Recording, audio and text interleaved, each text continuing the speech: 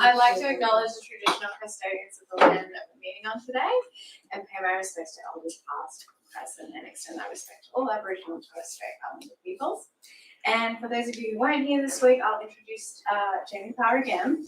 Jamie was born and raised and educated in the United Kingdom, obtaining Bachelor of Arts with Honours, Master of Arts degrees from the University of Warwick and a PhD from the University of Essex. He moved to Australia in 2014 and his principal research is Nietzsche's philosophy with a particular focus on Nietzsche's intellectual relationship with Blaise Pascal. That work is soon going to be published with Bloomsbury Academic and will be called Nietzsche and Pascal, Transfiguration, Despair and the Problem of Existence. This book is listed on Amazon for those who are interested, but Jamie better write it. So there's quite a bit of material that's already published, and that includes What Do I Matter, Nietzsche on Pascal, Self-Obsession and Good Cheer, in Joy and Laughter in Nietzsche's Philosophy, Alternative Liberatory Politics, edited by Paul E. Kirkland and Michael J. McNeil. Schoenberg's For Fat and Nat and Nietzsche's Art of Transfiguration, co-authored with me in the edited collection Nietzsche and Music, Philosophical Thoughts and Musical Experiments, and Pregnancy as a Cipher for Nietzsche's Project of Self-Overcoming, the Case of Pascal, in the Journal of Comparative and Continental Philosophy. So I hope you can all join me in welcoming again Dr. Jamie Parr. Thank you, Vanessa. All right, so welcome back. You're brave enough to return. Well done. Good. So we are here, always where the asterisk is. Will and individuation, Aina and shine. So welcome back. So I haven't checked actually if I've got the bits where I say slide on here, whether it matches up with the bits that should be up there. So we'll find out if I've done it correctly. So in The Birth of Tragedy, Nietzsche's debt to Schopenhauer is plain. There's a young Schopenhauer. At the same time, it's also evident from Nietzsche's text that he's already departed significantly from Schopenhauer's metaphysics. We need to understand something of this departure in order to clearly appreciate the achievement that is The Birth of Tragedy. So, in Nietzsche's later estimation, as I pointed out last week, though the book is flawed, both its fundamental concern with the problem of existence and the nature of the paradigm response to that problem in the form of Greek tragedy, Greek tragic theatre, speak to the heart of Nietzsche's philosophical project, which in very simple terms and very inadequately, might be seen as a devotion to discovering and articulating an affirmation of human existence that does not repeat the pathologies that Nietzsche thinks is embodied in prior forms of the affirmation of life. Now, a key part of a non-pathological affirmation of life, Nietzsche thinks, is the issue of the transcendent. That is the claim that the reality of our experience is in some manner worth less and is less than some other reality that lies beyond or above or outside this reality. So for Nietzsche, the idea of this reality is already a kind of morbid sign that things are not as they ought to be.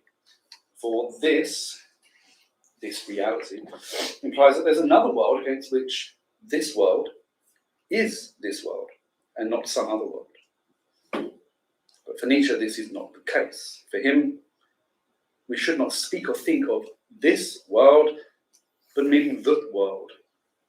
Life, not this life. For him, there is no other world, there is no other life.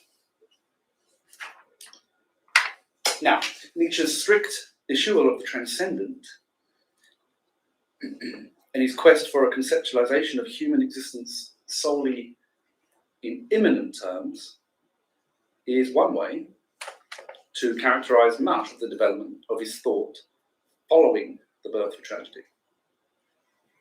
Again, we're pursuing only an overview of Nietzsche's first book, and indeed only the first 10 sections or so of that first book, together with its later introduction. The richness and complexity of those sections, to say nothing of both the rest of the book and Nietzsche's numerous later works, which comprise by far the majority of his project. All of that must lie outside of what we can achieve here. However, as noted last week, the material from the birth of tragedy that we will cover echoes, in a manner of speaking, and in one way or another, across the remainder of Nietzsche's intellectual career. So, to a brief recapitulation. We saw last week that in the world as will and representation, Schopenhauer makes a series of claims about the nature of reality and of the nature and place of human existence within it. So we saw then that the everyday world, that of representation, this is Schopenhauer, remember, the everyday world of representation is not ultimate reality. The will alone is ultimately real. We saw that suffering is the will's fundamental activity. It's a constant lack of efficiency, which is a source of pain, and thus it's the will's fundamental eternal activity is a striving to fill that lack, to meet that deficiency, but it can never meet that need. It is a doomed, eternal activity. Human existence is a manifestation or an objectification of the will's attempt to find relief from its pain. Again, in Schopenhauer, the principal characteristic of human existence bears the stamp of its origin. And therefore, for us, life is inescapably and fundamentally painful. Schopenhauer argues that, inescapable as it is, our proper response to the suffering of life is to seek means to quieten, dampen the will to live in us. To starve it down through asceticism, for example, to forget it momentarily in the contemplation of artworks, or to experience the quasi-paralysis or suppression of the will in us through a moment of knowledge or insight into the true nature of reality, whereby the will is stunned into radically reduced activity, speaking very loosely, through awakening finally to the essential vanity and meaninglessness of its activity. And we saw too that for Schopenhauer, individuation, so our own embodiment, the fact that we are an individual thing, or at least experience ourselves as such, this is limitation by definition. And by definition, all individuation occurs for Schopenhauer under the principle of sufficient reason with this fourfold root. It is the will's unlimited, constant striving in us, as us, and through us, and its frustration at never finding satisfaction that guarantees our continual suffering.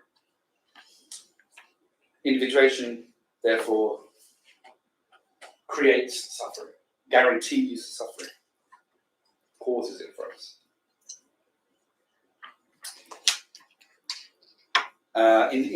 Individuation, is also not basic to our being. Importantly, our individuation is constituted by the will, but not created by it. So you may remember, if you cast your mind back to that terrible time where we met for the first time, that I touched on that point last week. It'll be important. So for Schopenhauer, the will, the Eine, the primordial unity, the primal one, looks out from each of us. It is ultimate reality in us. We, as the individual people we take ourselves to be, are in that case only a secondary phenomenon. At a certain ontological depth, we cease to exist. In Schopenhauer's view, all that is one. All individuation, including all human being, is a representation that has the quality, so to speak, of a dream, or if you like, of a nightmare. So, with these points in mind, we can now turn, finally, to the birth of tragedy. So we're going to, as you see here, turn first to pessimism and good cheer, after which we will turn to the notions of the Eine, the primal one, the will, and what Nietzsche calls shine. So, in a notebook entry from 1883, Nietzsche describes the birth of tragedy as a protest against pessimism from the standpoint of the Greeks. Okay. Now, this is an important statement and we need to read it carefully. Firstly, what this statement doesn't mean. It doesn't mean, strangely enough, that Nietzsche attacks and rejects pessimism. This is so because his protest against pessimism in the birth of tragedy is a protest against one form of pessimism done under the banner and in defense of another form of pessimism.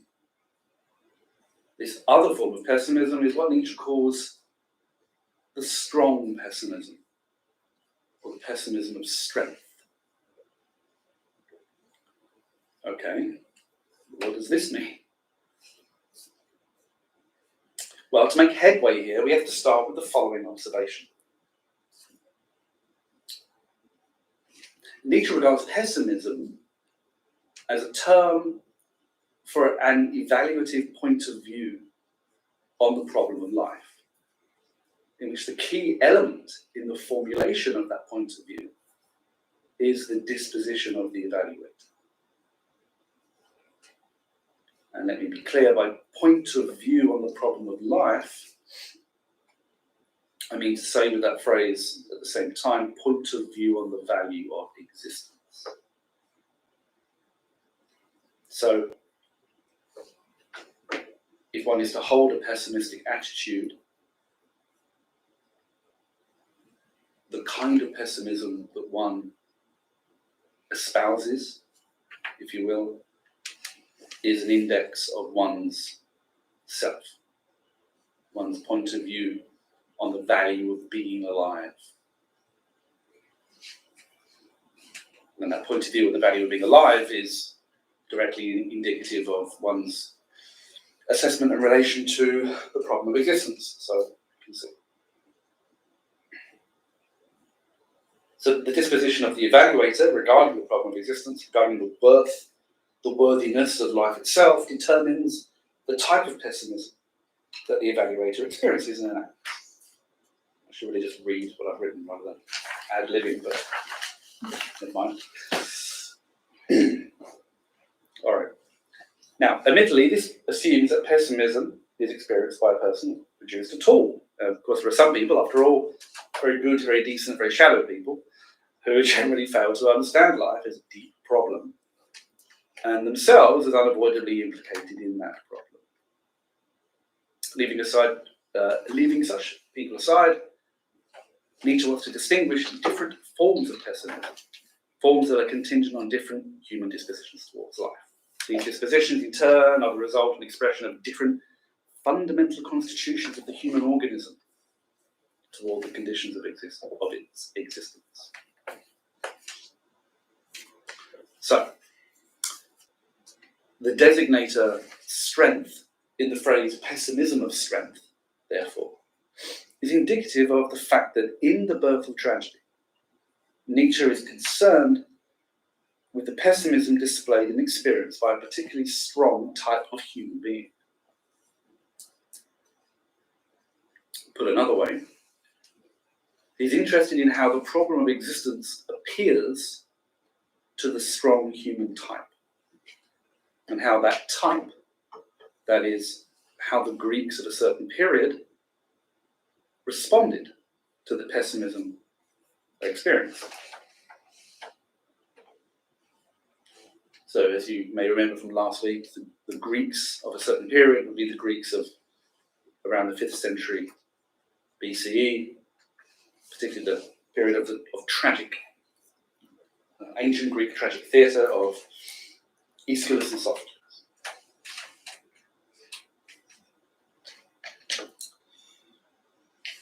So Nietzsche looks to the Greeks.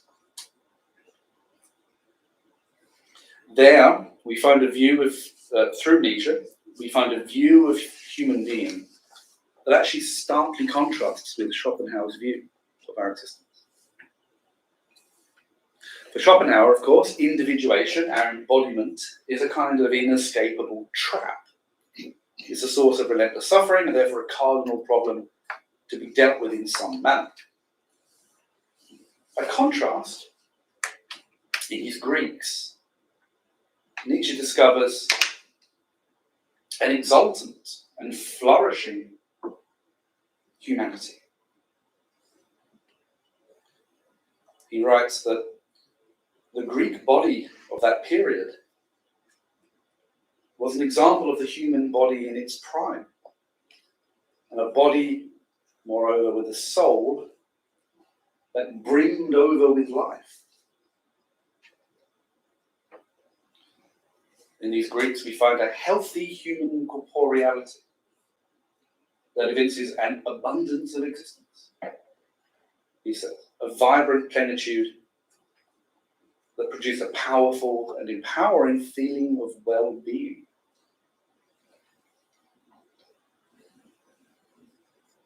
Okay.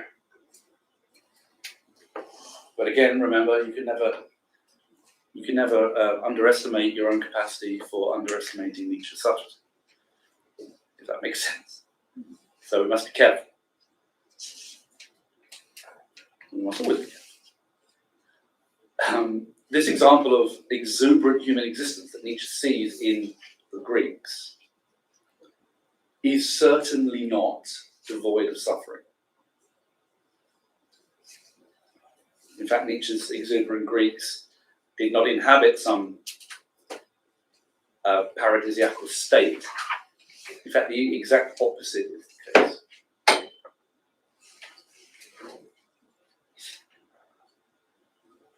The flourishing condition of the Greeks of the 5th century describes, in Nietzsche's view, their relative wholeness in comparison to the human constitutions that Nietzsche thinks followed after them. Now, we won't cover this, as I said last week, but as a thumbnail sketch, the human constitutions or the points of view in existence that are particularly important for Nietzsche following what he thinks of as the death of tragedy would be first the kind of Platonic Socratic disposition,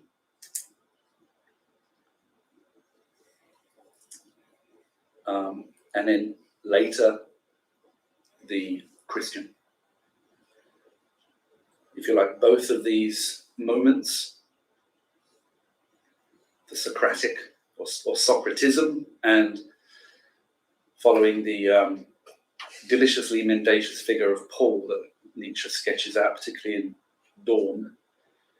Following these two figures, these are the two, if you like, historically contingent moments of decadence that are the major landmarks in the production of what Nietzsche thinks of today as the unfolding crisis of nihilism. But all of that is beyond us. So it's going to focus on our first 10 sections of the birth of tragedy. Anyway, so for Nietzsche, these later human types, after this period of flourishing, these later types were more partial, if you like, more limited, more segmented, more discordant, more decadent. They were less courageous, less daring, less grateful for life, and they were less cheerful, or at least not cheerful in the manner of Nietzsche's Greeks. there is cheerfulness after Nietzsche's Greeks, and there is. Nietzsche thinks it is a particularly shallow form of good cheer.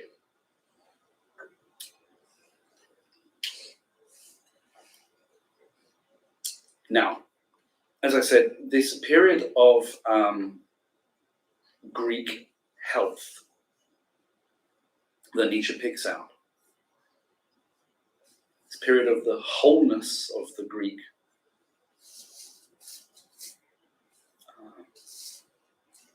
being, for want of a better word, is, as I said, absolutely not a period devoid of suffering, quite the opposite. In fact, the wholeness of these figures makes them uniquely receptive.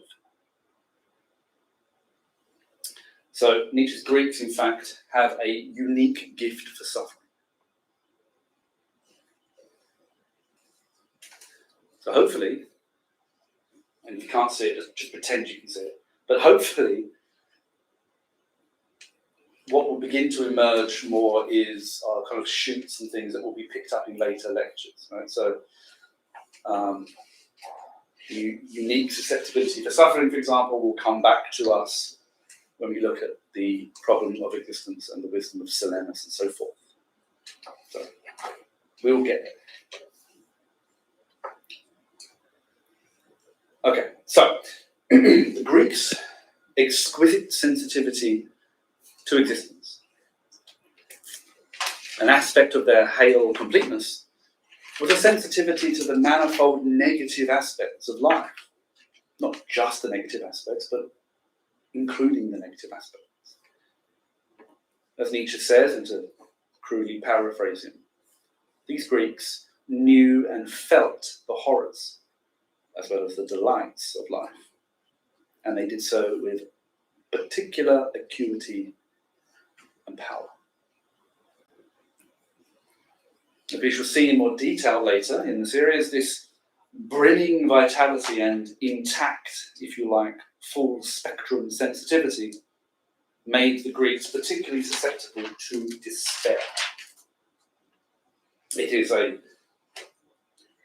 repeated observation in Nietzsche that the strong, rich, sensitive types are actually the most vulnerable because, again, to paraphrase, their conditions of life are so multiple, varied, and easily damaged that the higher type, as he would later call it, is actually the most imperiled.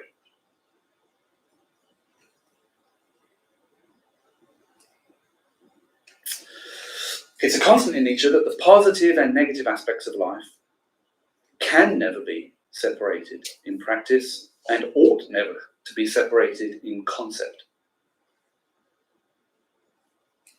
The greater our openness to the treasures of the world, the more susceptible we become to choking, even choking to death on its dross. Here then emerges the Greeks' relation to pessimism. Their sensitivity meant that the negative in life was powerfully evident.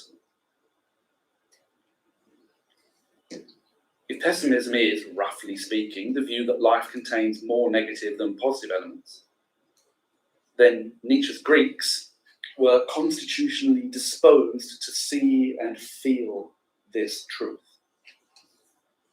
Consequently, here we see emerge the Greeks' characteristic point of view on the value of existence, on the problem of living. In contrast with what he considers its weak forms, with their morbid advocacy of life's denial or suppression, you can hear in the background. Yeah. Of course, you can hear in the background Schopenhauer. Come in. So sorry. That's all right.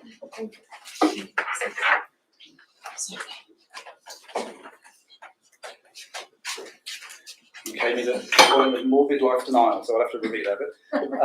Sorry. In contrast with what he considers its weak forms of pessimism, with the morbid advocacy of life's denial or suppression, so clearly we have Schopenhauer lurking in the background there. The pessimism of Nietzsche's Greeks, as we have seen, is one of strength. This is a pessimism which for Nietzsche is a good, severe will to confront the terrors of the problem of life.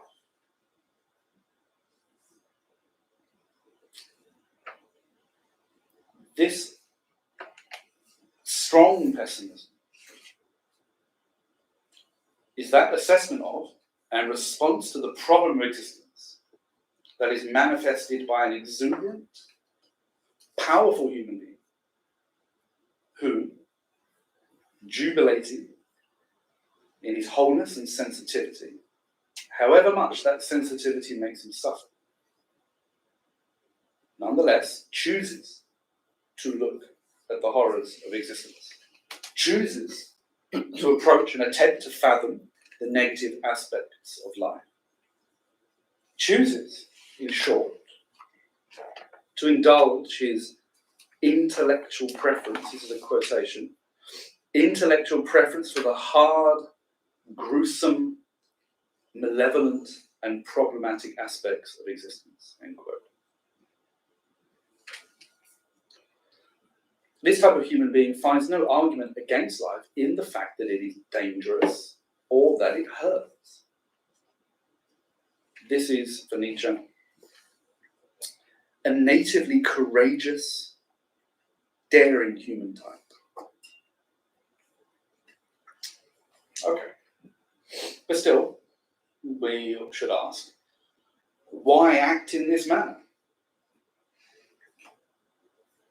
Why choose to confront the problem of life over and again?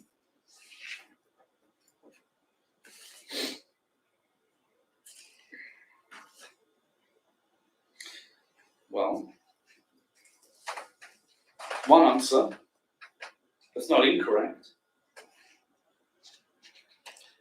is because theirs is a strength that longs to test itself against the most worthy of opponents. And there is no more worthy opponent than life itself. But we can and should push deeper on this point.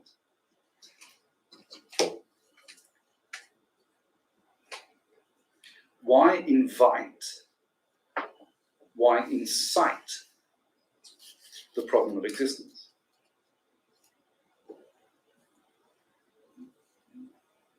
Well, because the abundance of one's existence is not only courageous, but capacious enough to encompass and in some manner affirmatively surmount life's horror. One is not only brave enough, one is broad and deep enough to do so. So,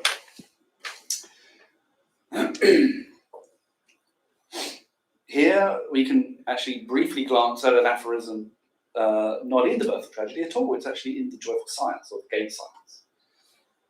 And for those of you who are not familiar with the Gay Science, the Joyful Science is the current, what will become the canonical title, because it's part of the complete works that are gradually appearing from Stanford.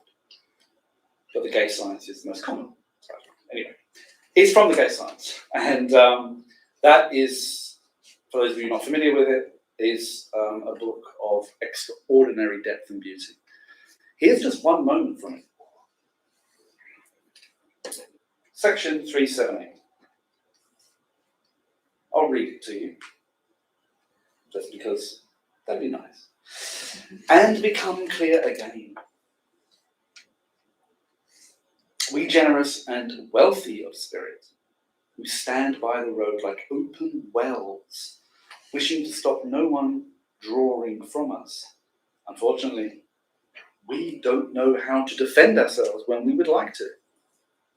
We have nothing to prevent people from clouding and darkening us. Prevent the times in which we live from throwing their timeliest into us. Their dirty birds throwing their filth. The little boys their rubbish. And exhausted wanderers who rest by us their misery, small and great. But we will do as we have always done. Whatever gets thrown into us, we take it down into our depths. For we are deep. We do not forget. And become clear.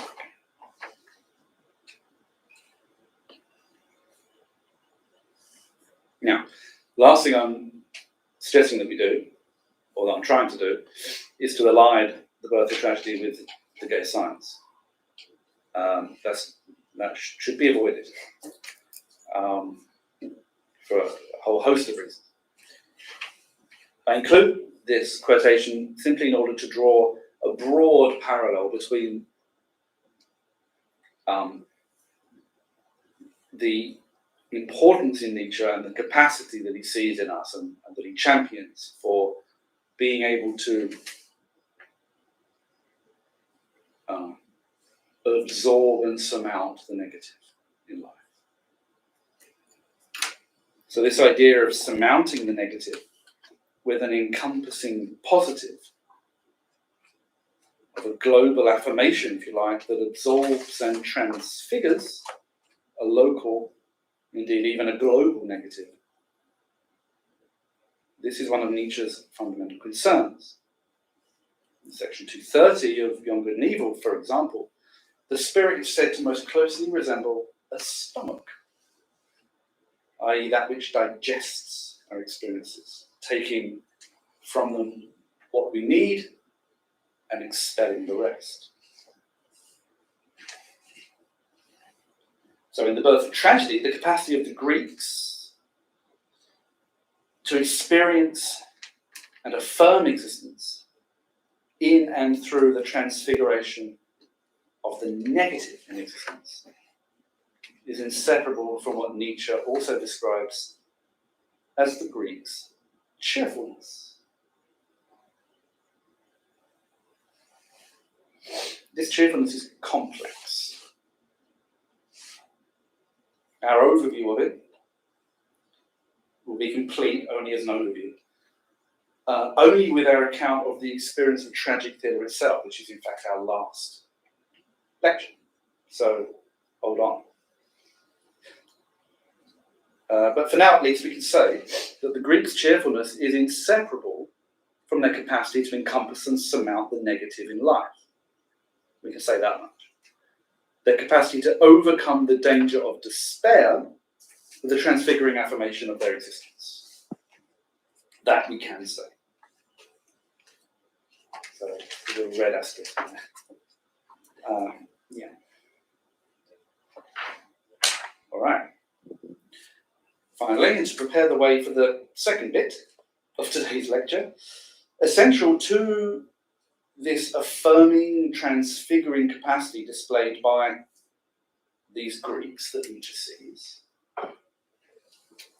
and an important part too of their strong pessimism, is their creative capacity. Now, this idea, the importance of creation, is going to come right back in the second bit, which, depending on whether or not you want a 5-minute break, will come along very soon. So, as Nietzsche puts it, in a notebook entry, also from 1883, because just to underline the point, Nietzsche returned over and again to the Greeks of the 5th century. This people, the Greeks, suffer to the greatest degree. But they react to it with such intense self-satisfaction in creating, and also in speaking of things that are beneficial. They are the people most susceptible to pain, but their formative power in using the pain is extraordinary.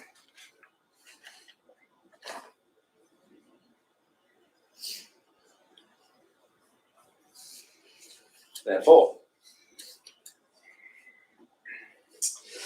creativity as a response to the problem of existence is at the very heart of Nietzsche's project. In terms of the birth of tragedy, we're going to see that it's not just the human being, indeed it's not even primarily the human being that possesses, wills and benefits from this creative capacity. And I think I've just misspelled wield on the board. Act like I didn't point it out. That's fine. Okay, we are at the kind of halfway point. I have to consult with the Oracle now. Would you like, Oracle, would you like me to just carry on? Or do we want a 5-minute break? What do you think? I think 5-minute break. 5-minute break? Yeah. Okay, let's do that. All right. I'll just put the mute on. Thank you. You remember school with the at the Yeah, that's right. How are you? People are looking at that.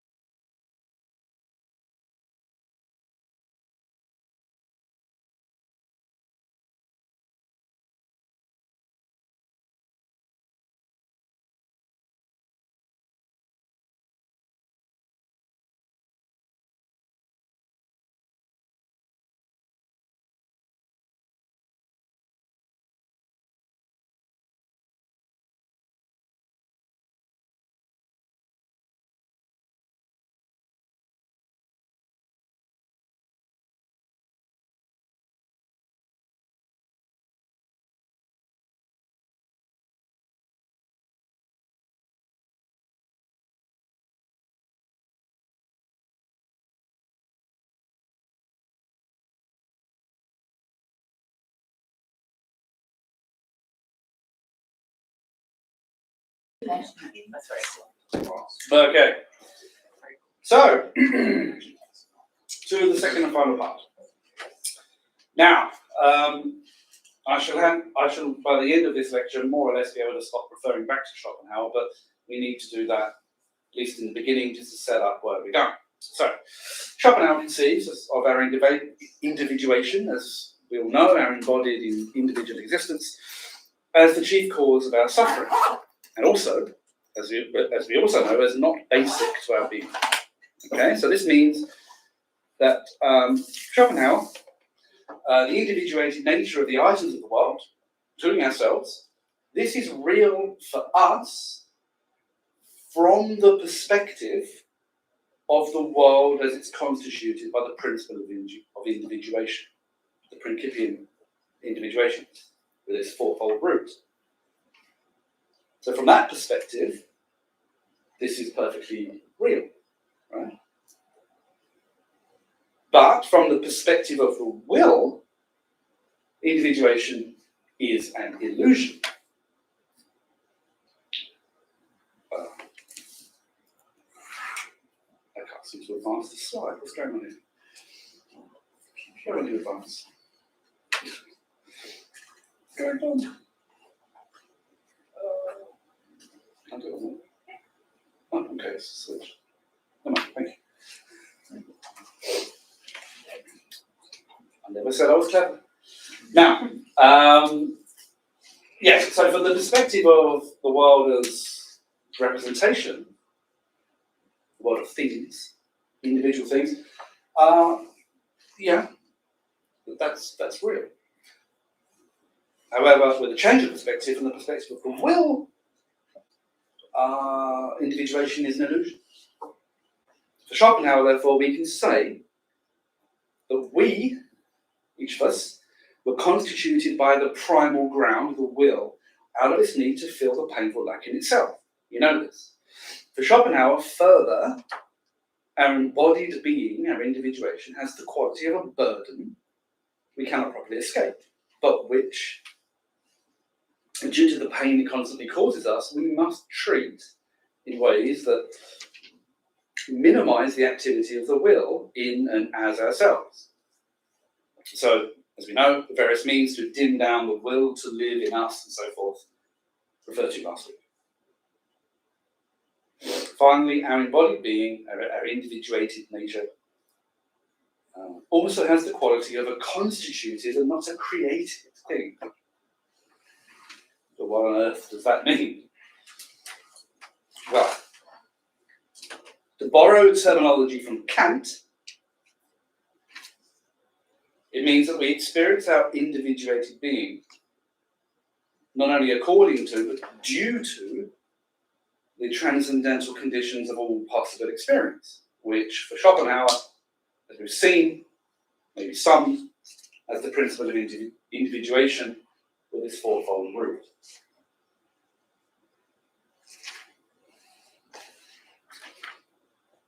This means, what does this mean? This means that the totality of my experience of the world, that I have a hand, an arm, that I have a body, that my body exists in the world as one item among countless others, each with their own qualities and boundaries of various types and so on. All this is in the ways I experience it, not because these items really are individuated items all the way down, but because I can only experience them at all due to the permanently operative, inescapable, constituting conditions of my experience.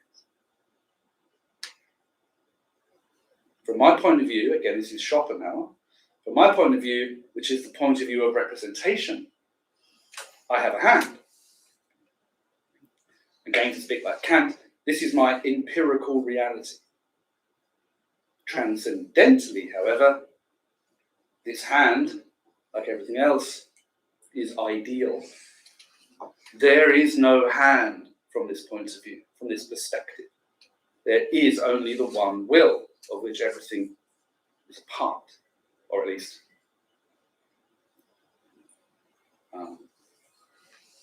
which constitutes everything, which is underneath it.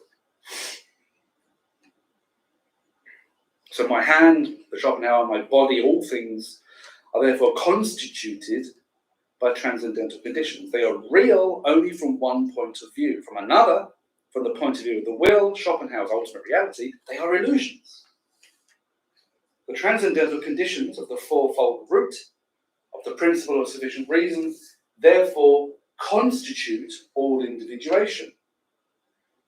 They render, they make appear, but they do not actually create a real hand, a real arm, a real body, if by real we mean a being whose being, when seen from the point of view of the deepest, fullest level of reality, is not revealed to be an illusion.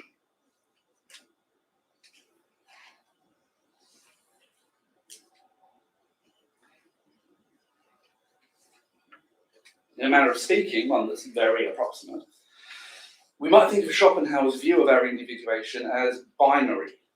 From perspective 1, we're real. From perspective 2, we are not.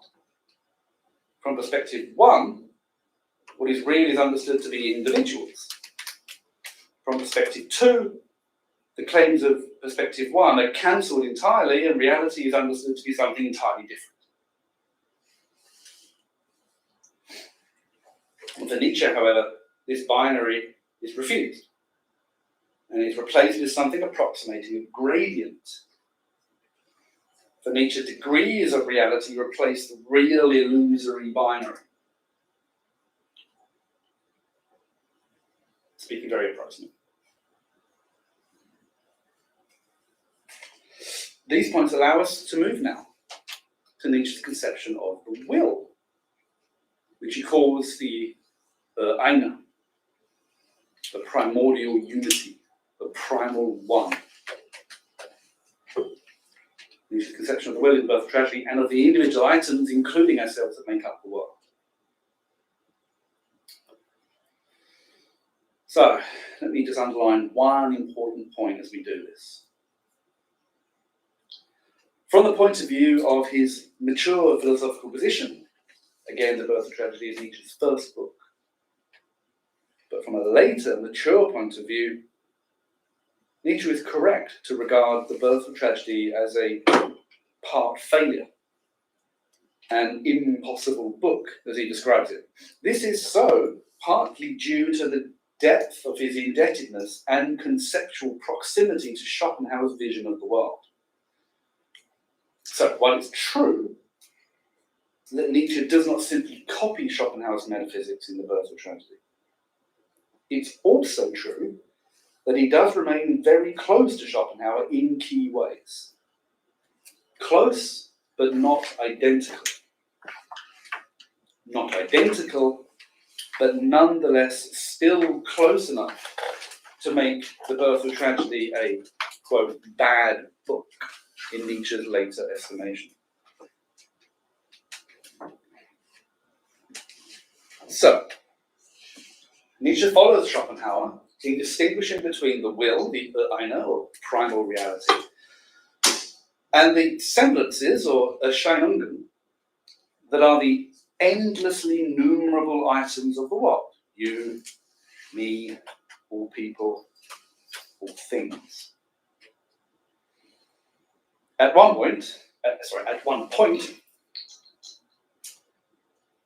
God bless him, Nietzsche even allowed himself to describe our empirical existence as, quote, a representation, Vorstellung, generated at each moment by the primal unity.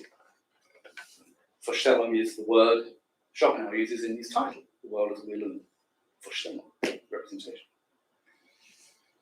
However,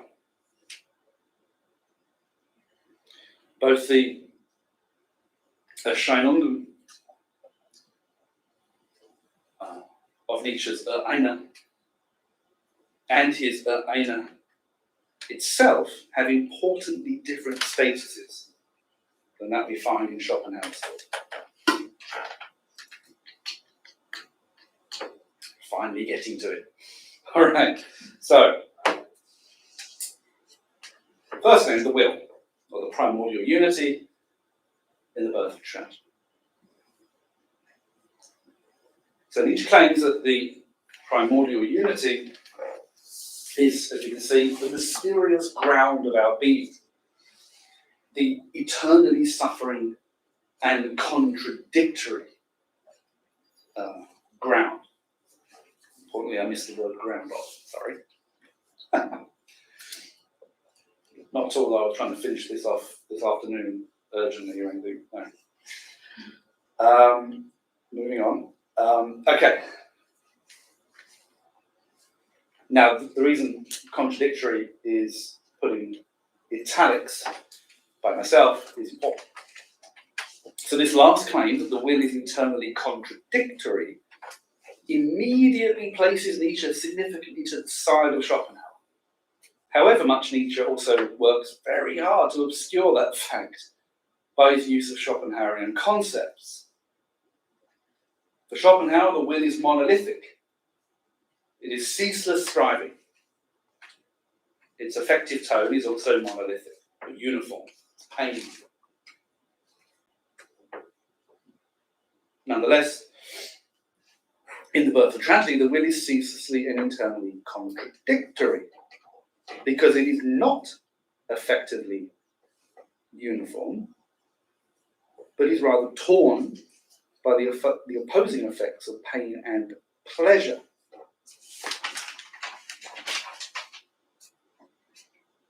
Again, we find in Nietzsche finer distinctions than we discover in Schopenhauer.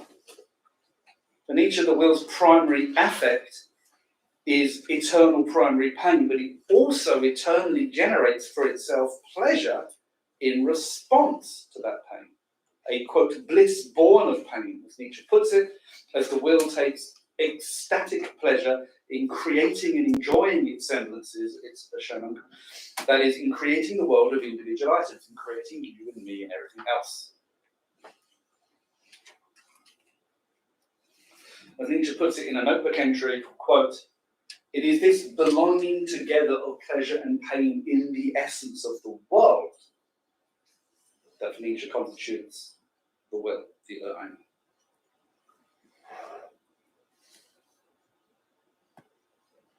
Immediately, therefore, we can begin to chart both the distance and the proximity between Schopenhauer and Nietzsche.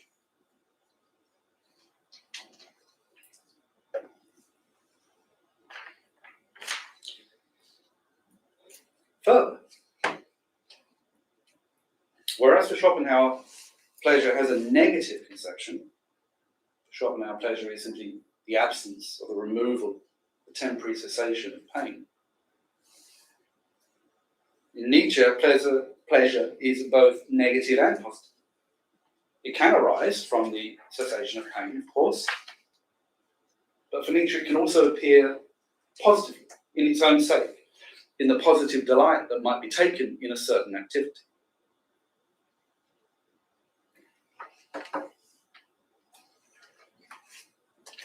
And very importantly, Nietzsche also allows, this is particularly important, Nietzsche also allows that there can be moments when pleasure can not only equal pain, cancelling it out to a neutral state, so to speak, but can also exceed suffering.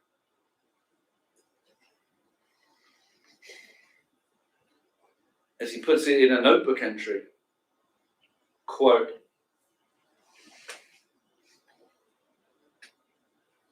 to present life as an incredible suffering, which produces endlessly at each moment a strong feeling of pleasure, through which, insofar as we feel, we reach a certain balance, and even quite often an excess of pleasure.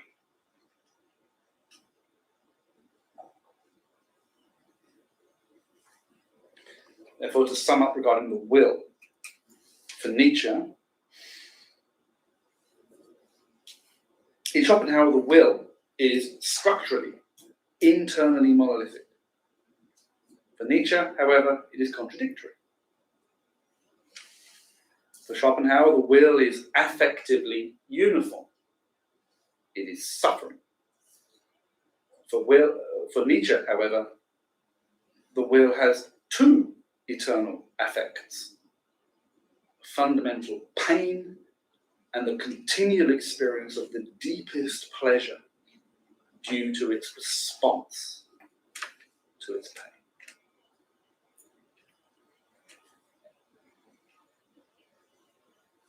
Lastly, for Nietzsche, the will feels this pleasure continually as a result of its generation of semblances, of Erscheinungen, the world of individuated things, including ourselves.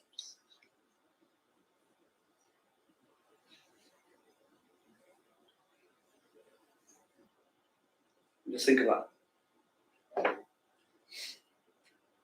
From the point of view of the birth of tragedy, you see anything growing. You see grass, you see trees, you see people, you see pregnant women, you see whatever that may be alive and moving and growing and flourishing and coming into being.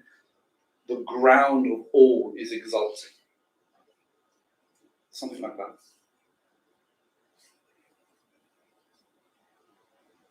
In Schopenhauer, the will's response to its pain is the objectification of the world of representation, which is real only from the point of view of that representation. In Nietzsche, however, the will's response to its suffering is the creation of the world of individuated items. It attempts to relieve its pain through fashioning the world and takes deep positive delight in the creative process itself and the finished created being.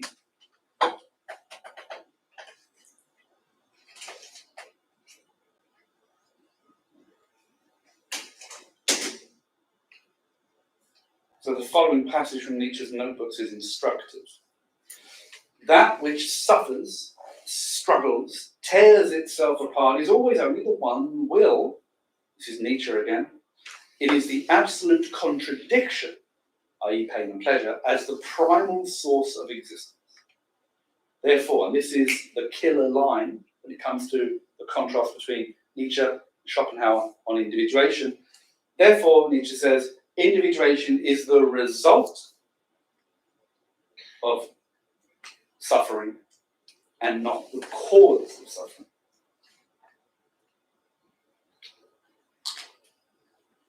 The inverse of Schopenhauer.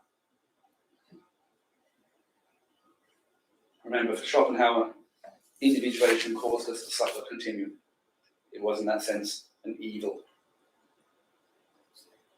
For Nietzsche, no. Individuation is the result of suffering, the result of a response to suffering. It's not the cause of suffering. So far, therefore, what can we say of ourselves according to Nietzsche's conception of the will and our relationship to it? Well, we can say this so far.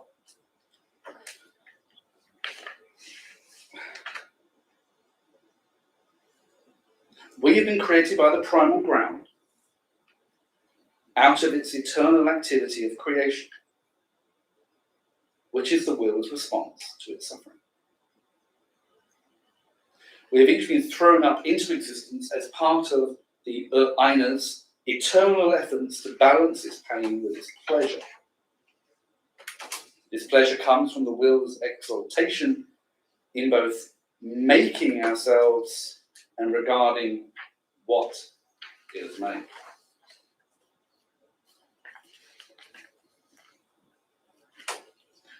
Secretly, don't tell anyone, we might hear, mostly ironically, nod in passing to Genesis 1, verse 31, which is the point at which God having created the world and all of its contents looks to be rather pleased with himself, because he says, or the verse says, God saw all that he had made and it was very good. Anyway, forget I said that. In any case, we can see now at least the edges of a core fact of the will in the birth of tragedy. The will is artistic.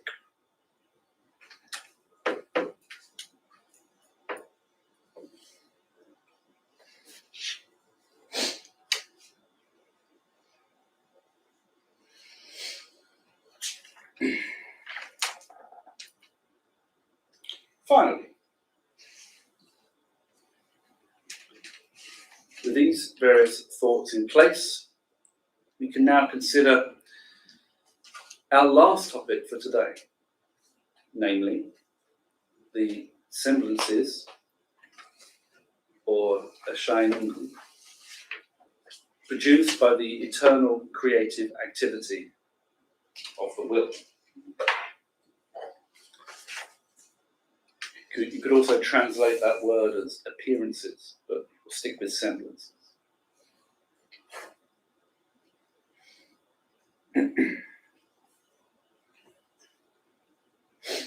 Okay.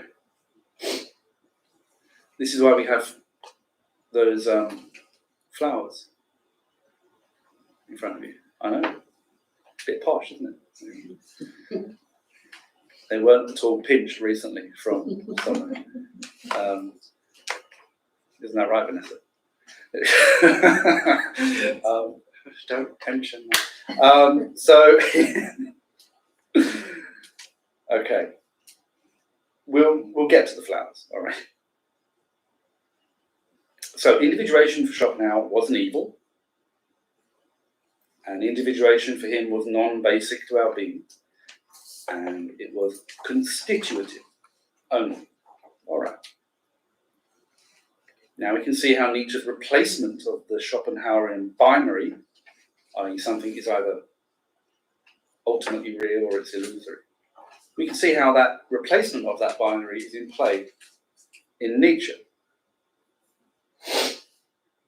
For Nietzsche, individuation is real, not illusory, or at least not illusory in Schopenhauer's sense.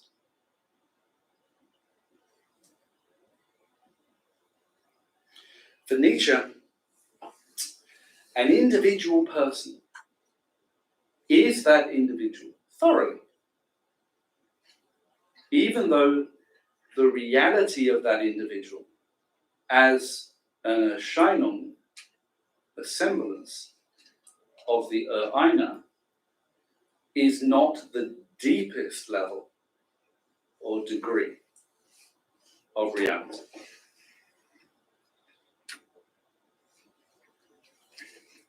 For Schopenhauer, the reality of individual items in the world was a matter of perspective, in which an individual was either real or illusory, as that binary, depending on the perspective. For Nietzsche, however, every individual is real. Hooray! But the degree of reality possessed by individuals is not the fullest ultimate degree of reality that is possessed by the will.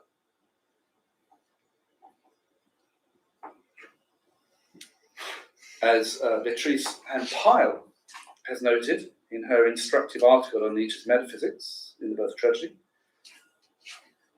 which I may or may not have come across because she was my PhD supervisor, we can liken the distance or degree of reality possessed by individual items and the primal unity as akin to the artifacts fashioned by the demiurgos, as noted, for example, by Plato.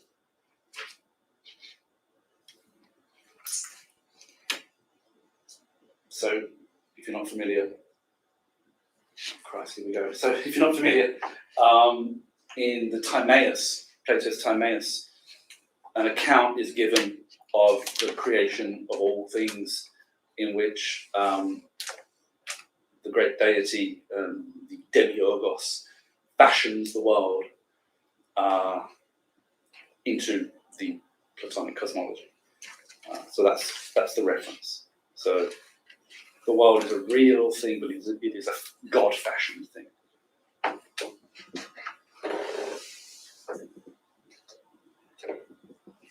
So those artifacts fashioned by the demiurgos are real. The demiurgos really does create them, but they have a lesser degree of reality compared to the demiurgos itself.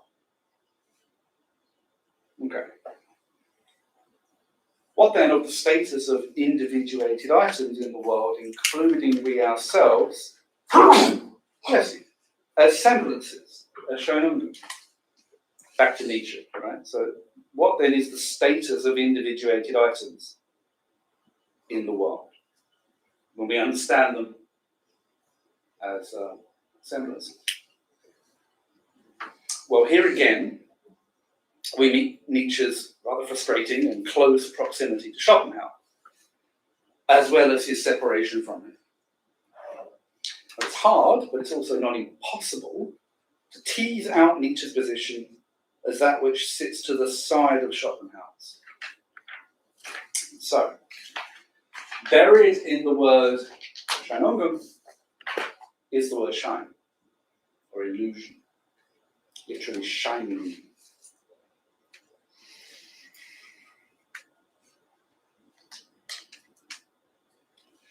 Does this mean that Nietzsche simply repeats Schopenhauer's claim that all that is individuated is an illusion from the point of view of the will?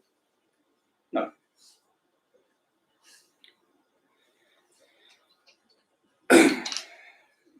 Now, this point is subtle but important, which is another way of saying I may not properly explain it. We'll see how far we go. In the first section of The Birth of Tragedy, Nietzsche states that those of a philosophical temperament will tend to feel that, quote, hidden beneath the reality in which we live and have our being, there also lies a second, quite different reality, namely that of the Einer. Okay. So far, so apparently Schopenhauer. But again, Nietzsche's getting in his own way with these Schopenhauerian terms, or this Schopenhauerian flavour. Again, we have to kind of help Nietzsche out. We must think here of degrees of reality, not a binary, not a real illusion distinction.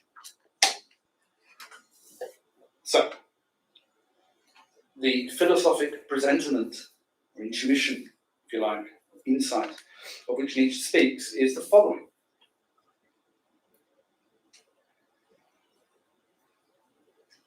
He says in The Birth of Tragedy, section 1, Schopenhauer actually states that the mark of a person's capacity for philosophy is the gift for feeling occasionally as if people and all things were mere phantoms or dream images.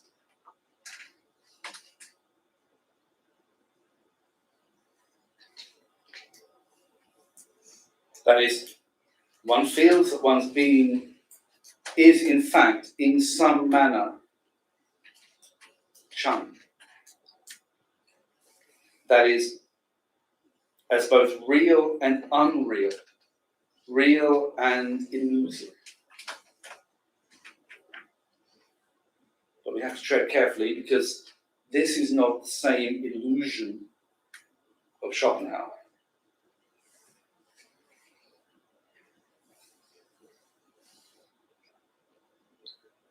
This is where the flowers come in.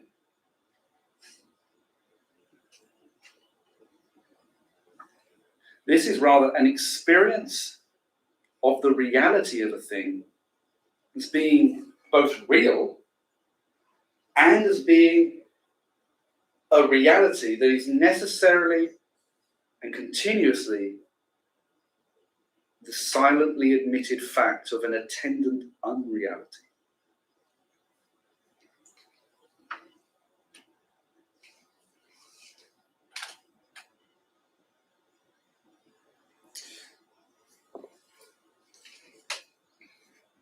The reason I wanted flowers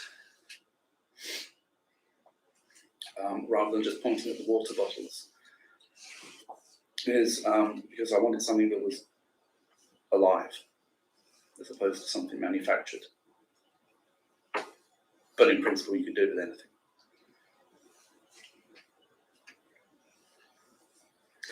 anything. To again quote Beatrice Empire, the individual for Nietzsche is transcendently real, not transcendently ideal, no, but real.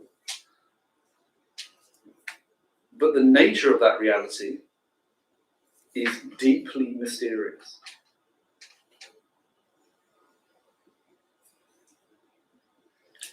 Now, I'm going to return to this idea of shine and its relationship to the primal ground at the beginning of next week's lecture, for hopefully good reasons.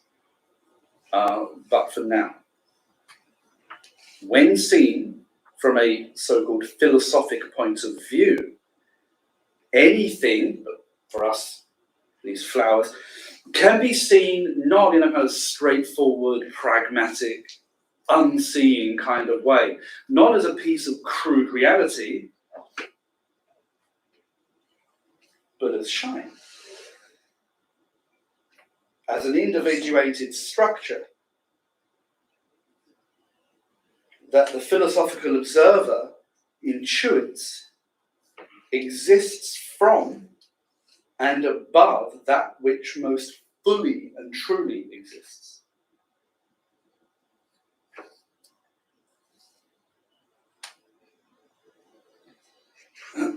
It should not escape our notice that such insight into the nature of things has the character of a transfiguration.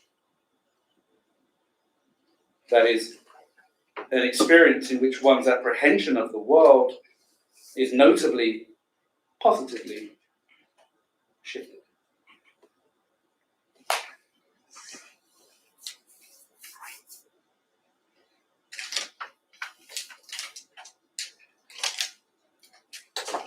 So, the individual item as apprehended not as plumper Wirklichkeit, not as crude reality, but in the philosophic mode, if you like, as shine.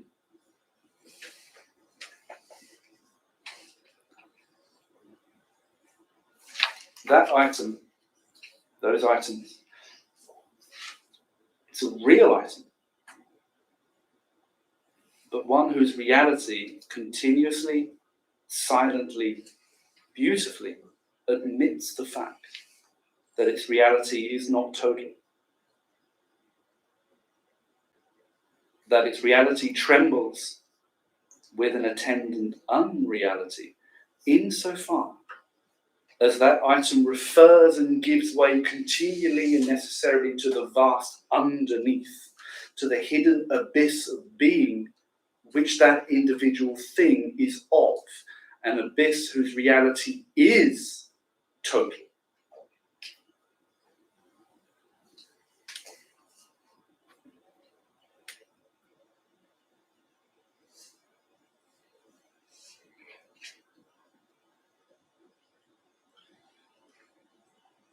The philosophical observer intuits that this item and all other items, including oneself, including others,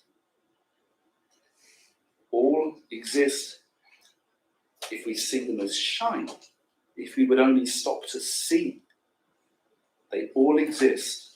They can all be seen to exist as silently, constantly, inevitably, and openly trembling with a beautiful and subtle, unreal reality.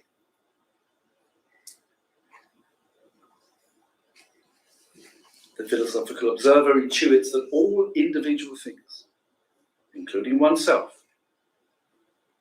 shimmer and tremble, shine, above a hidden, abyssal, supreme and total reality.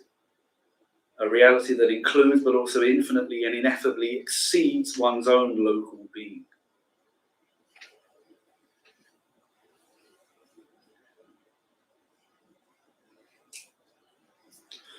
This feeling of surface and abyss, of shimmering, shining semblance, both real and delicately unreal, and of hidden, abyssal, vast and fecund underneath, the fullest possible reality is just that ontological distance described earlier between the demiurgos and its creations.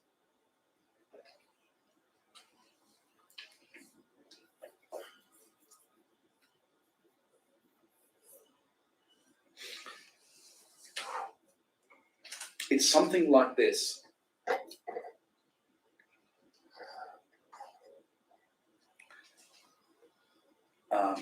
A phenomenological shift occurs when one is able to move from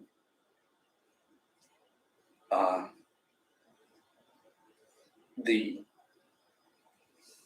if you like, unseeing vision of things, seeing things as mere crude reality, as just a flower, to dwelling with the flowers and seeing them through the mode, the phenomenological mode of shine, as that which both is real, and yet which constantly, continually invites awareness of the presence of the hidden abyss out of which all things have come. Something like that.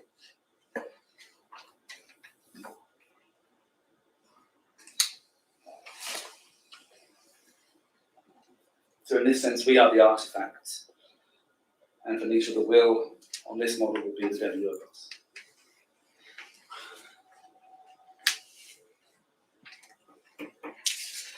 The philosophical observer would feel that this unreality of her reality is true not only of her own being, but also of all other people and all things.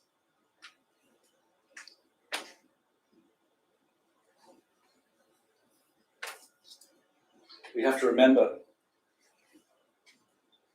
that, at least as far as Nietzsche is concerned, we have all grown up steeped and stained culturally with a bias toward deception, toward illusion, toward shine. Those who have an awareness of Nietzsche know that he wants us to cultivate a goodwill to appearance, a goodwill toward appearance. That's goodwill toward shine, if you check the journal.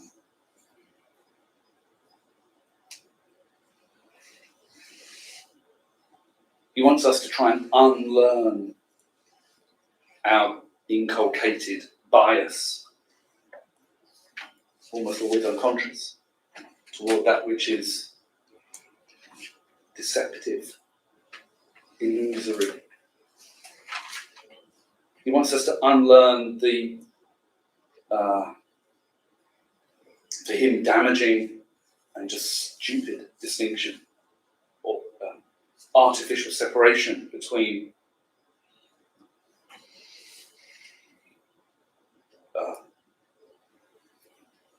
truth, realness, and deceptiveness. Something like that. Anyway.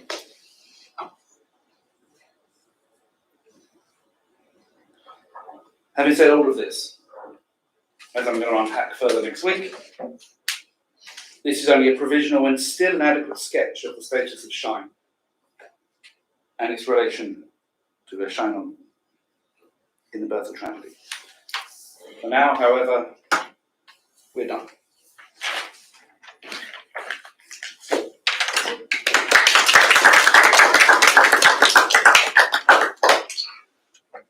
Thanks, Jamie. Do you want to take a break or take questions now? Do you? He says you I don't mind. You can do it now if you want. Then you can all escape quicker. It's entirely up to you. Does anyone have any questions? It's It's fine if you don't have questions. That'd be great. They do. Well, No one yes. wants to be. Everyone does. Yes. It's probably not a very interesting one, but you mentioned drawing from the gay science, but your hesitancy in doing so. Why are you drawing from the notebooks and then, but not his other published works? I mean, I understand that he thought this was a bad book after some time, but surely, like even earlier works, like Also Human, could be useful in understanding this. Oh yeah, I mean, to be perfectly honest with you, after you've like spent time with Nietzsche enough, you end up with this kind of encyclopedia of texts that you think, oh, that one could fit. And so, but the thing with Nietzsche is that, like, for example, one of the most damaging things that certainly bad actors like the Nazis and so forth believe in people that were kind of dragging together compilations of his work under certain themes. The problem with that is that you're ripping things out of a very finely wrought context. And so if you're going to kind of pick things from other works, you have to do it very, very carefully and kind of drape it with kind of caveats, because his position develops as he moves through. That said, I wanted to just pick that one because it struck me as an example that is perhaps not too misleading to use, of how that theme of, as I say, if you like, absorbing, surmounting in Nietzsche's terminology, overcoming the negative through a transfiguration kind of continues through. So you can kind of do it, you can kind of take things from other places, and people do all the time, but you need to be careful when you do it. In terms of using the notebooks, again, Nietzsche's returning to the same core set of themes over and over again, and in some places he explicitly reviews the birth of tragedy in his own notes. From memory, that notebook entry, I could be wrong, but one of them at least, was from a notebook entry titled "The Greeks as Connoisseurs of the Human," something like that. So he's always going back and looking at things, or he's regularly going back and looking at things in terms of what he was doing in the birth of tragedy, because those key themes kind of echo through what he's doing. He's just, as his philosophical project comes into focus for him as he goes through, he sees where he's gone wrong and so forth. So, yeah, I mean, there's an abundance of material around the time that he's writing the birth of tragedy that could be used, but I'll just pick that one. But yeah, it's not a bad question, in fact, and the use of Nietzsche's both published and unpublished works is a very important topic, because you have to be careful not to kind of spin up too much from the notes.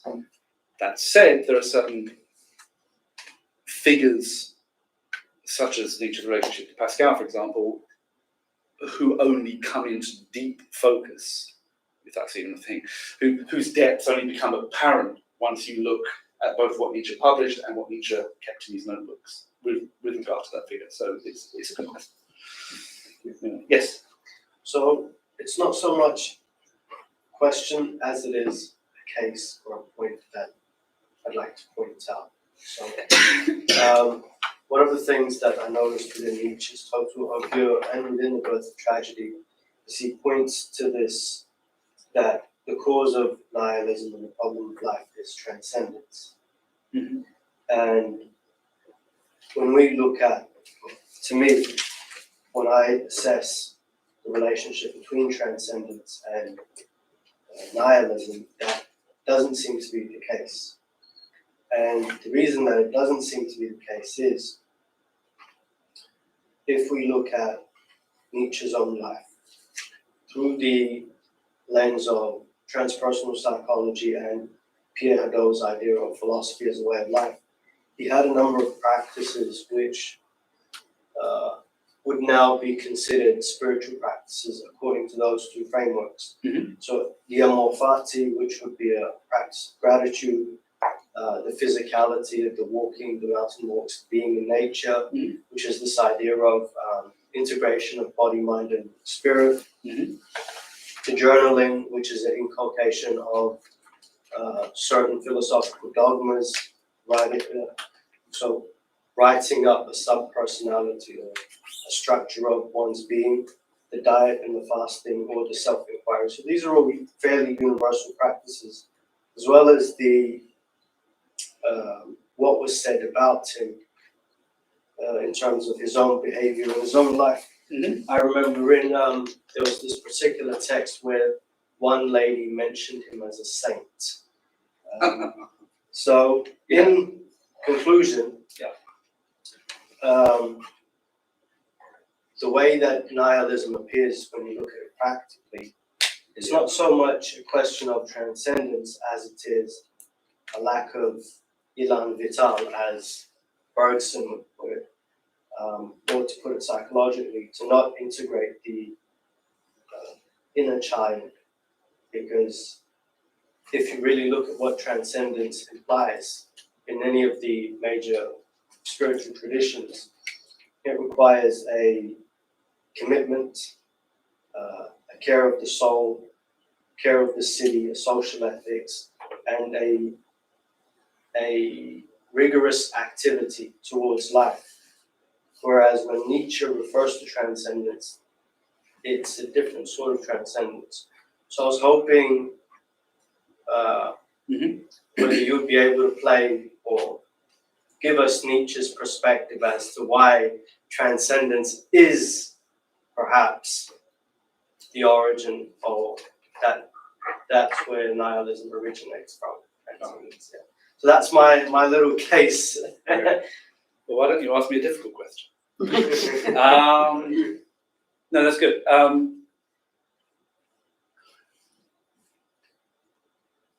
Okay, a couple of things. Ado's work on Philosophy of the Way of Life, yeah, that's a great book. And it's absolutely the case. For example, Lou von Salome, when she writes a book on Nietzsche, she claims that he has a fundamentally religious nature. Yep. Yeah. By the way, there's a very, very good book in English called Conversations with Nietzsche. That's Have you where read I that got book? that quote from. I thought that might be where Yeah. you got that from. Yeah. That's an amazing book. It's basically a series of accounts of Nietzsche written by those who met him. It's an amazing book. And in fact, the book in English is only a slimmed down selection of the book in German. Anyway, so it's certainly the case that Nietzsche led, a very austere life, and he was well aware of the practices that he engaged in, and he engaged in them, practices that would broadly be called spiritual practices, and engaged in them intentionally for, very roughly speaking, the kind of purposes that you would engage in such practices, for the cultivation, roughly, of something like a philosophic standpoint, right? So, for example, in that text, Philosophy of the Way of Life, Ado says, he kind of defines a spiritual practice as that practice of existence, that practice of life that is engaged in to bring about a transformation of one's total psychism, or total being. Yeah, exactly.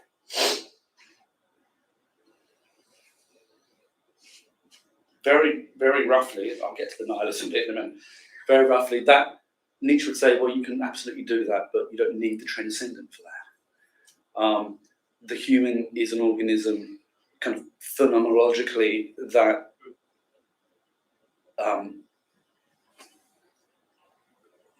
is not trainable, is honeable in precisely the manner that is brought about and precisely via such things as fasting and solitude and abstinence of various kinds. And so the idea of, it seemed just from what he was saying, it seemed that the idea of transcendence that you were working with there is not quite the idea of transcendence that Nietzsche would refer to commonly in terms of that which he wants to get rid of. So the idea of that which transcends one as being that which is beyond one, right? And in that sense, society, other people, the world, is in that very qualified sense beyond one, although Nietzsche would violently reject the idea that the world around us is in some way transcendent to us, right? It's like outside of us in the sense that you are outside of me, but for example, at the very heart of one of the things that's at the very heart of, say, for example, thus spoke Zarathustra, is this constant insistence on the embeddedness of the human within nature, within the natural world. Constant insistence. Even to the point where in the prologue of Zarathustra, right? So Zarathustra kind of comes down to the mountain and he goes into the marketplace, and then there's the tightrope walker who then falls off and dies, right? And actually Zarathustra, in this really quite eerie section, sits with the corpse and talks to it, right? And like everything gets dark around him, and he's just sitting there with a dead body, and he's completely at ease. And it's a beautiful representation of that kind of embeddedness and ease, even with the dead, because it's natural, right? Anyway, so it's not that kind of Nietzsche would call that transcendent, right? And that's not what I meant, certainly, when I said that he wants to strictly eschew the transcendent. The transcendent is, as I said, the claim that, if you like, the most real thing, or the source of ultimate reality and the source of like the highest values that we would espouse, truth, beauty, justice, and so on, is not in this world, it's somewhere else. Yeah. Which for Nietzsche has the immediate effect of deprioritizing this world, however much you might be who was it, Francis of Assisi, with the birds and so on, however much you might be like that, underneath is that morbidity. Like it's, the ultimate boon of everything is not here. So it's that he wants to remove, right? It's that is for him morbid, it's pathological, it undermines our embeddedness in the world, etc. So we kind of know that. In terms of nihilism, finally, that's a tricky one because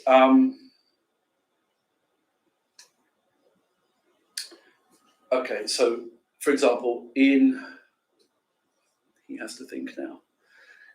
See, to utilize Nietzsche against Nietzsche in the genealogy of morals, I forget which section it's in. Yeah. He states the warlike man attacks himself in conditions of peace. And Yeah. to me, that is a much more logically consistent answer to nihilism, or to as to the cause of nihilism as opposed to transcendence. Because if you're preoccupied, you're living a vital life, you're fully focused and concentrated, and you have a direction, you're exerting that energy, and you don't have time to think. And so it seems as though nihilism is really a condition that's caused by luxury and comfort. So the argument would be is that there's a more imminent origin for nihilism as opposed to this transcendence that Nietzsche's attempting to. Okay, so in in the genealogy, in the third essay of the genealogy, right toward the end, Nietzsche talks very, very importantly about the will. And he said, look, and by this point, this is not the kind of quasi-Schopenhauerian will, right? This, forget Schopenhauer now. The will, the driving energy or driving force within each of us, something like that. And he said, look, basically we are creatures of will. So by this point we have in place the conception of the will to power, it's like kind of the world seen from inside, and so forth. So he says, look, we are creatures of will, and what is appalling for us is to not have a goal at which to direct our will. Okay, so famously the line is, we would rather will nothingness than not will.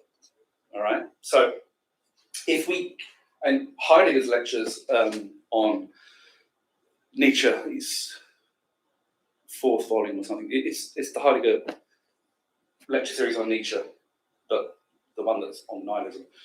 Those are excellent. Those are absolutely brilliant. And amazingly for Heidegger, he's actually quite clear. And I know. And he says there that it's something like, I'm going to butcher it, but it's something like,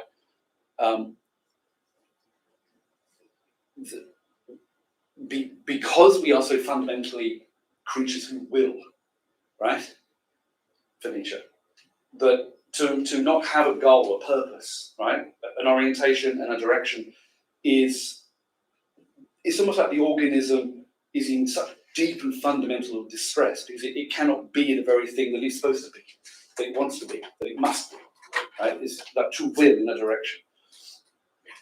And so, under those conditions, if you like, any goal is at least a goal.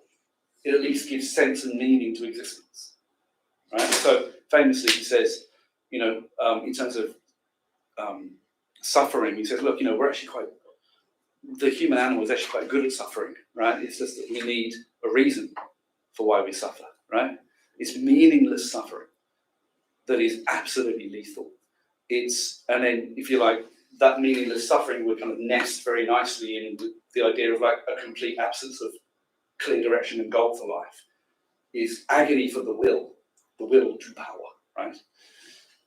Please don't let me explain the will to power, but just, right. So it's under those conditions that the goal that emerges, this is very rough, the goal that emerges is seized upon, right?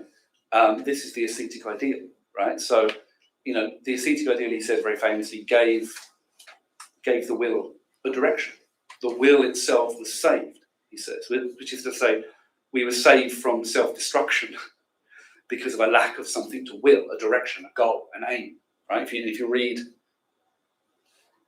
the preface to Beyond Good and Evil, he talks, like at the other end of history, he talks about the fact that now, for us, we free spirits, there is there's perhaps even the sight on the horizon of a new goal, a new aim, right? So pointing forward to Nietzsche's positive philosophy. So, the reason the whole thing about nihilism and the transcendent is subtle is because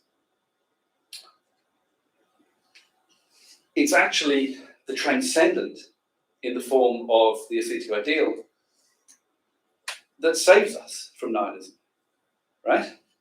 That actually shuts the door to, as Nietzsche said, shuts the door to suicidal nihilism because the will had a goal. Problem is, for Nietzsche, it's a pathological goal because it's a goal that points us out of the world as opposed to embeds us into the world. It's a goal that says, there's a goal, there's an aim, your life has a meaning and purpose, God loves you, you are important. But all the value, all of that justification, ultimate everything is outside, above, beyond. Not here, but out there. But still, it's a goal, it's an aim. And for Nietzsche, the monstrous capacity of the human animal coalesces around that goal, and does so for nearly 2,000 years by his time. And so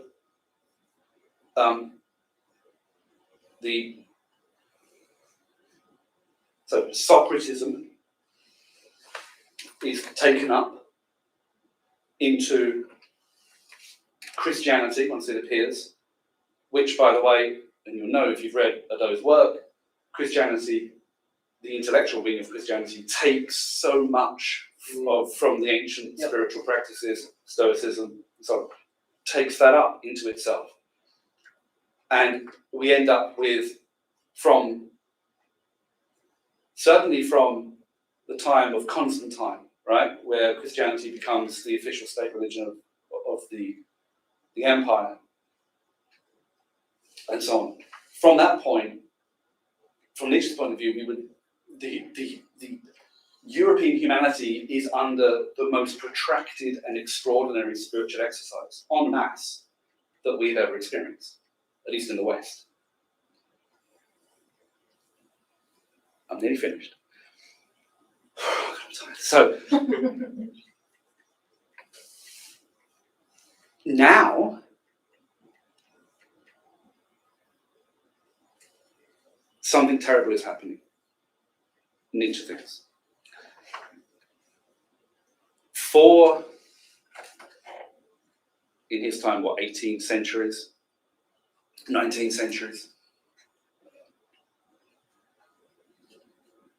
But realistically, up to the point of the Renaissance, right? Christianity had a kind of grip on life. You know, you only have to look at the life of Martin Luther, right, and what he was reacting against, and this, you know, to see how firmly and deeply and fundamentally life was held together by these kind of ecclesiastical structures and deep religious claims. Problem is that as part of that great, nearly 2 millennia long spiritual exercise, Christianity has inadvertently trained the weapon that will destroy it, which is the human intellect, right? And so by the time we get to the Renaissance, and certainly by the time we get to the Enlightenment, the human intellect is increasingly unable to agree to the basic axioms of Christian belief, right? That the dead rise, and so on. So we get the collapse, Nietzsche thinks, this is what God is dead means, the collapse of the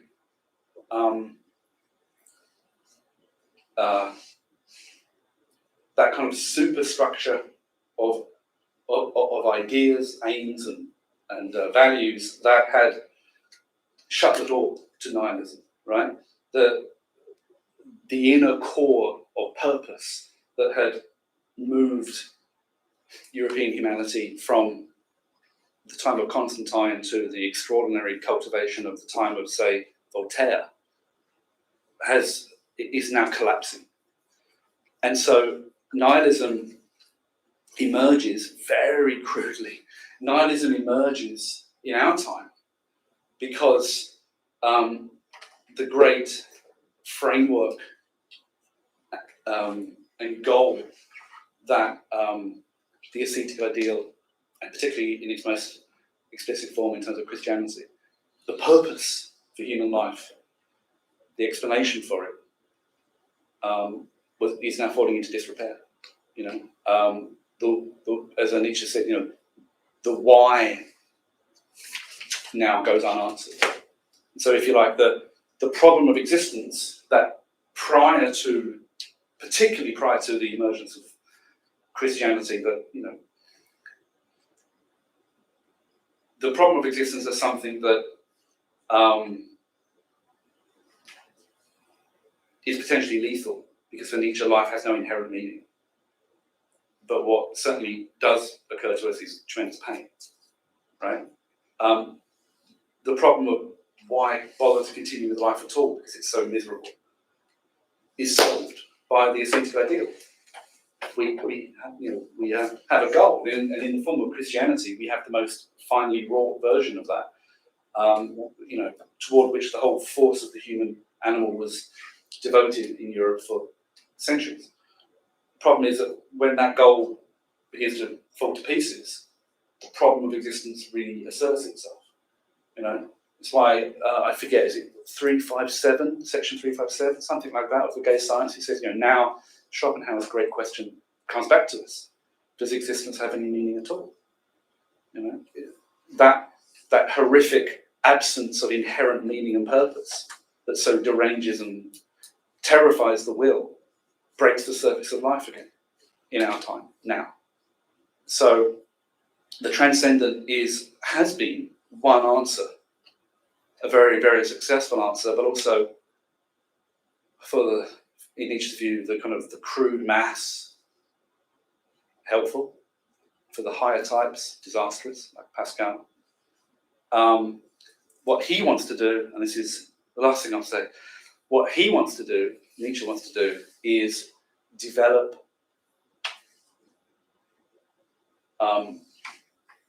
in response to the threat of nihilism, develop a new conception and affirmation of human existence that that supplies a goal to the will, but does not do so by setting up the transcendent of any type as the justification of that goal, or the ground of that goal. Thus, end of the sermon. Thank you for the question. Oh well. We do have time for one more question. That's a quick one. Wow, that was such a long answer. Sorry, I don't know if any of that made sense. We might have a quick question. Do we get a quick answer? I'm just trying to be thorough. You are. No? Anyone? No? Covered all the bases in that. So what is it next week, Jamie? Again? I have no idea. Oh, okay. So There is next on board. week, next week is it's gone. Next week is the Apollonian and Dionysian illusions. There we go. Ah, All right. Thanks, everybody. We'll see you again next Thank week. thank you. Thank you, Jamie. You're welcome. Thank you so much for coming. Yeah.